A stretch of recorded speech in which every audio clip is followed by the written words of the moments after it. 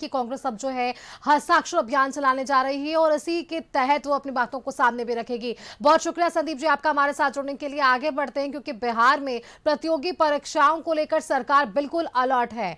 अपर मुख्य सचिव की बात करें तो बी राजेंद्र की अध्यक्षता में बड़ी समीक्षा बैठक हुई है। बीपीएससी, बीटीएससी और बीएसएससी समेत कई आयोगों के अधिकारी यहां पर मौजूद रहे हैं। परीक्षा व्यवस्था को पारदर्शी और त्रुटि रहित बनाने पर जोर दिया गया है। ऑनलाइन मॉनिटरिंग और डिजिटल सुरक्षा मजबूत करने की भी तैयारी की जा रही है।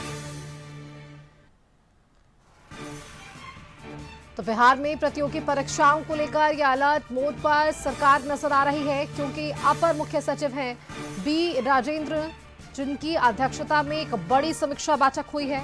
बीपीएससी की बात कर ले, बीटीएससी की बात कर ले, बीएसएससी की बात कर ले, इन तमाम आयोगों के अधिकारी यहां पर मौजूद रहे हैं।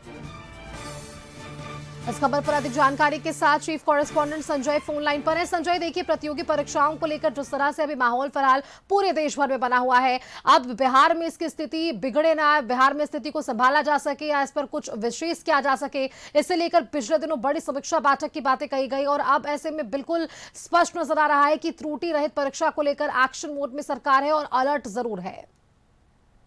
दरअसल इसके अगर आप बैकग्राउंड में जाएंगे तो जैसा कि आपको पता है, बिहार लोक सेवा आयोग ने हाल ही में शिक्षक पदाधिकारी का एग्जाम कंडक्ट किया था, तो उसमें तमाम तरह की जो त्रुटियां थी वो सामने आई थी, पेपर लीक तक की बात सामने आई थी और उसी के बाद सरकार ने यह फैसला ले लिया है करीब करीब कि अब बिहार में बीपीएससी या जो दूसरे आयोग है उनका जो एग्जाम हो रहा है उसके पैटर्न में बदलाव लाया जाएगा।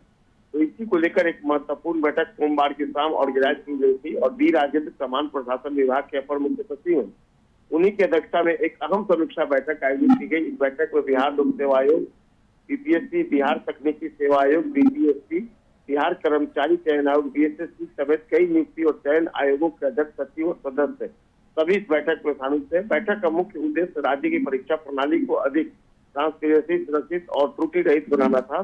सरकार ने साफ किया है कि भर्ती परीक्षाओं में किसी भी तरह की गड़बड़ी, लापरवाही या विवाद की अब कोई गुंजाइश नहीं छोड़ी जाएगी।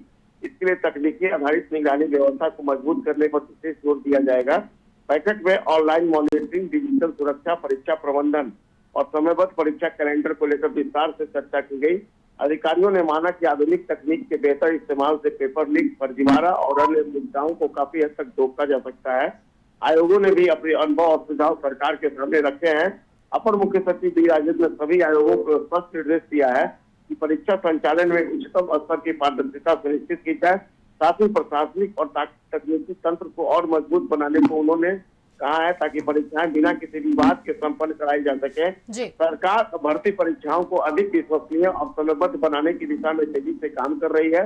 माना यह जा रहा है कि सुष्मिता, आने वाले दिनों में बिहार की प्रतियोगी परीक्षा प्रणाली में कई बड़े बड़े तकनीकी बदलाव हो सकते हैं और इसके लिए अब तैयारियां शुरू हो गई है। कल की बैठक को इस लिहाज से बेहद महत्वपूर्ण माना जा रहा है।